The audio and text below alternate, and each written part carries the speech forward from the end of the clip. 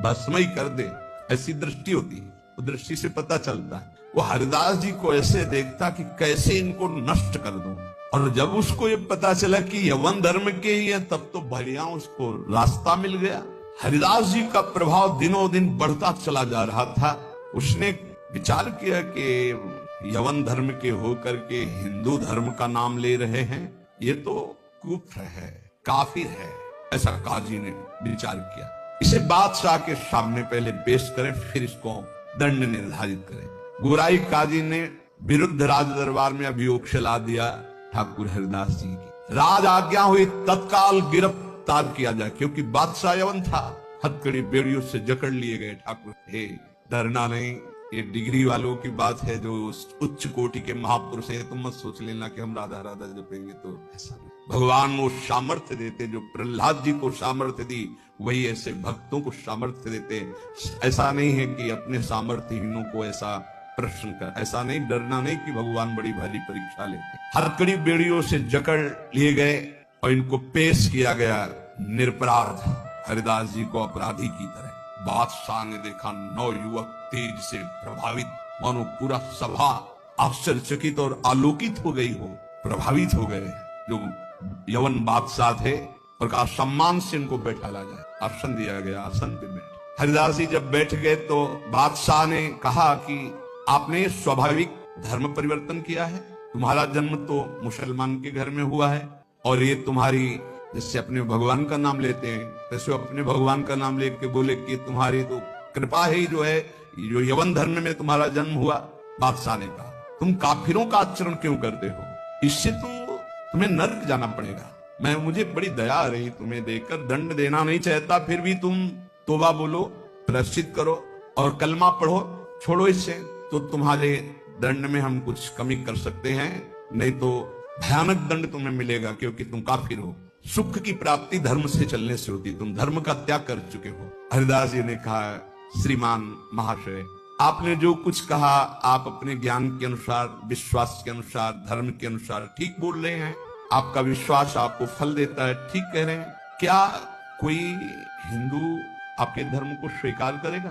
अगर स्वीकार करेगा तो उसे नर्क मिलेगा। बोले नहीं, वो स्वीकार कर सकता है और उसकी भगवान की कृपा होगी। वो अपने भगवान का नाम लेते हुए बोले हाँ।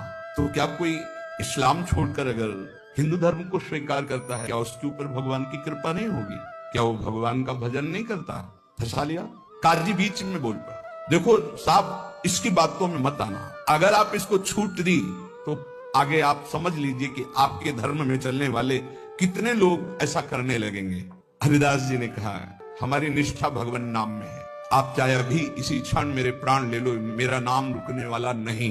मैं कभी तौबा नहीं बोल सकता, क्योंकि मैं कोई अधर्म नहीं कर रहा हूँ, किसी को कष्ट नहीं दे रहा हूँ। निष्ठा देखकर पसीना पसीना हो गया मूलकपति। तेज गर्व भरी भगवान निष्ठा की बात, इस पे नहीं दैन्यता होती। नहीं, प्राण ले लो अभी अपने हम धर्म पर। मूलकपति ने कहा तुम्हारी बातें हिंदुओं के लिए ठीक हो सकती, लेकिन हम यवनों के लिए नहीं। तुम हमारे धर्म में पैदा हो, इसलिए हमारी बात पर विश्वास करो। हरिदास जी ने कहा महाशय आपका कहना ठीक है, किंतु विश्वास किसी बल से नहीं तोड़ा जा सकता। बादशाह से बात वही कर सकता है जिसे भगवान का बल प्राप्त हो। देखो मैं पूर्व जन्म का कोई न कोई संस्कार लेकर के आया हूं, जिससे भगवान नाम में मेरी प्रीति हुई है, और मैं भगवान नाम छोड़ नहीं सकता। मेरा दृढ़ विश्वास है, चाहे अभी प्राण ले लिए जाएं। और अगर आप ऐसे ही दंड देने वाले हैं तो कितने लाखों हिंदुओं को मुस्लिम बना लिया, क्या उनको दंड दे रहे हैं आप? यदि ऐसा वो दंड के अपराध भागी नहीं बने कि हिंदू धर्म छोड़कर आपने उनको यवन धर्म में बना लिया, तो मैं यवन धर्म छोड़कर अगर नाम जप करता हूं तो मैं अपराधी कैसे हो सकता हूं? बादशाह चुप हो गया। गुराई काजी ने देखा यहां मामला तो उल्टा हो गया। तब जोरों के साथ कहा हम ये सब कुछ नहीं सुनना चाहते, इस जो धर्म के प्रतिकूल चले उसको दंड देना चाहिए। तुम अधर्म कर रहे हो, तुम काफिर हो, तुम्हें दंड मिलना चाहिए। काजी के बोलते ही बादशाह चुप हो गए, ना इधर कुछ बोल पा रहे ना इधर। फिर कहा कि देखो गुराई काजी जो कह रहे हैं तुम वो बात मान लो और कलमा पढ़ो और छोड़ो ये नाम जप करना। हरिदास जी ने कहा श्रीमान महाशय हम एक बार केवल बोलते हैं, दोबारा आपको जो कहना हो सो कह लीजिएगा, मैं बोलूंगा नहीं। मैं प्राण त्याग सकता हूं पर भगवान नाम नहीं। क्या निष्ठा है! आप दंड जो देना चाहे मैं स्वीकार करता हूं, लेकिन नाम नहीं छोड़ सकता। मेरी देह के आप इसी सभा में सैकड़ों टुकड़े कर दिए, हर टुकड़े से निकलेगा कृष्ण कृष्ण कृष्ण, छूटेगा नहीं ना। मैं तुम्हारे दंड देने से विचलित नहीं हो सकता, मैं हरिनाम को जब तक श्वास है नहीं छोड़ सकता। अब आखिरी मेरी ये बात है, आप चाहे दंड दें या जो चाहे सो करें। निर्भीक उत्तर सुनकर के बादशाह सोच में पड़ गए, ऐसे एक महान को क्या दंड। गुराई काजी की तरफ देखा, गुराई काजी ने कहा हुजूर बिल्कुल दया नहीं, दंड चाहिए, नहीं तो फिर बड़ी समस्या आ जाएगी कि अपने धर्म के लोग बहुत से उधर हो जाएंगे, बहुत हानि हो जाएगी, मनमानी लोग करने लगेंगे। मुलकपति ने कहा सही पूछो तुम, मेरे में हिम्मत नहीं है, तुम बोलो दस्तखत हम कर देंगे, क्या दंड दिया जाए तुम बोलो दस्तखत कर देंगे, लेकिन हिम्मत नहीं कि मैं दंड निर्धारित कर सकूं। गुराई काजी ने कहा हुजूर मेरी जो अंदर बात आ रही, इसको ऐसा दंड देना चाहिए कि पूरे विश्व में कोई भी के विपरीत आवाज न उठा पावे। क्या क्या दंड निर्धारित किया जाए? प्राण दंड, वो भी ऐसे सीधे प्राण दंड नहीं, 22 बाजारों में कोड़ों से मार मार कर बेत और कोड़ों से इसकी जान ले ली जाए, जिससे सब कोई देखे कि धर्म के विरुद्ध चलने वाले को कैसा दंड दिया जाता है, सभी लोग ऐसा देखें और किसी की हिम्मत न पड़े। मुलकपति ने दस्तखत, ऐसा है। अब तो क्या था, जल्लादों ने तत्काल हाथ बांध दिए, महान भगवान नाम जापक के, और वही दरबार से शुरू की। वो कोड़े जो ऐसे लगते कि खाल को खींचते चले जा रहे, घाव पे घाव, हर बाजार में भीड़ में सब जगह ऐसे। ठाकुर हरिदास जी बोलते हरी बोल, जहां कोड़े लगते हरी हरी बोल। बलिहार है, क्या हृदय भगवान ने बनाया इन महापुरुषों का कि इतना भयानक पीड़ा और कष्ट के बीच में कभी आह नहीं कहा। पीठ में से रक्त की धाराएं बह रही, निर्दयी जल्लाद घावों पर कोड़ों का प्रहार कर रहे, और हरिदास जी के मुख से वही जोर की ध्वनि निकलती जैसे कोड़ा पड़ता, हरि हरि बोल। धन्य है ये जगत, इन्हीं महापुरुषों के नाम कीर्तन से, इन्हीं के यश कीर्तन से आज पावन है। सत्य कहते हैं, इन्हीं महापुरुषों के प्रताप से आज हम कुछ हरि बोल, कृष्ण बोल, राधा बोल सकते हैं। नहीं हमारी सामर्थ्य क्या, यही सब ये साक्षात भगवत स्वरूप पार्षद अवतरित हुए जो ऐसी सामर्थ्य का दर्शन कराया। ये है भक्ति, ये है निष्ठा, नाम निष्ठा। चेहरे पर तेज और मुस्कुराहट है, जवान पर हरिनाम है, शरीर पर कोड़ों की वर्षा है। जरा विचार की क्या क्या स्थिति है। तो देखने वाले चीख पड़ते, रो पड़ते, दुख से आंखें बंद कर लेते। अरे ऐसे निर्मम जल्लाद ऐसे महापुरुष को कष्ट दे रहे हैं जो निरपराध, कोई अपराध नहीं किया, लेकिन किसी की हिम्मत क्या कि कोई बोल सके, कोई रोक सके बादशाह के हुक्म के आगे। हरिदास जी की वही मुस्कुराहट, वही आनंद भरा शब्द हरि बोल हरि बोल। जल्लाद पीटते चले जाते हैं, 22 बाजारों में घुमा घुमा करके कोड़ों से मार मार करके लथपथ मांस के टुकड़े गिर रहे हैं, ऐसे कोड़े मारते कि चिथड़ा हो जाता शरीर। जल्लाद आश्चर्य में हो गए कि किस माटी का बना हुआ ये भगत है, एक बार भी उफ नहीं निकला, आह नहीं निकला, हरि बोल हरि बोल। और जहां वो मारते कोड़े और कहते अब भी कहता है हरि बोल, तो मुस्कुरा के देखते बोले तेरा भी कल्याण हो, क्योंकि वो भी यवन जल्लाद थे। वो गुस्सा में बोलते, अब भी कहता है हरि बोल, तो कहते तेरा भी कल्याण हो गया, क्योंकि तू भी 2 बार तो हरि हरि बोला, तेरा भी कल्याण हो। ऐसे कोड़े चल रहे थे कि 10-5 कोड़ों में ही मृत्यु हो जाए आदमी की। पीठ पर असंख्यों कोड़े, नाम बराबर उच्चारण हो रहा है, कोई मुखारविंद में वेदना नहीं, कोई दर्द की वेदना नहीं। हरिदास जी बीच बीच में भगवान से प्रार्थना करते जा रहे हैं, प्रभु किसी का दोष नहीं, नाथ किसी को दंड, न इन जल्लादों, न काजी को, न बादशाह। प्रभु मेरी प्रार्थना है किसी को दंड। प्रभु से बात कर रहे हैं, जो दंड दे रहे हैं उनके लिए वो उसी समय भगवान से प्रार्थना कर रहे हैं कि इनको किसी को कष्ट, क्योंकि पता है प्रभु ये सब भूले हुए लोग हैं, इनके अपराध को आप कभी मानना ही नहीं कि अपराध। कैसी कृपालु है, जिनके ऊपर प्रहार हो रहा है वो प्रभु से प्रार्थना कर रहे हैं, प्रहार करने वालों को कष्ट मत देना प्रभु। ये बेचारे हैं, ये भूले हुए हैं। महात्मा हरिदास जी आखिरी में हरि बोल कहकर मूर्छित हो गए। उन जल्लादों ने देखा कि नस नाड़ी में कोई धड़कन नहीं, अब ये पधार गए। गोराई काजी ने देखा कि हाँ ये पधार गए। सहमति हुई कि अगर इसको जमीन में दफनाओगे तो उत्तम गति होगी उनके अनुसार, इसलिए इसको गंगा में फेंक दो। गोराई काजी ने कहा अगर कब्र में हमारे धर्म के अनुसार तो फिर इसे बहिष्ठ स्वर्ग की प्राप्ति होगी, वो हमें होने नहीं दूंगा, इसलिए इसको गंगा में फेंक दो।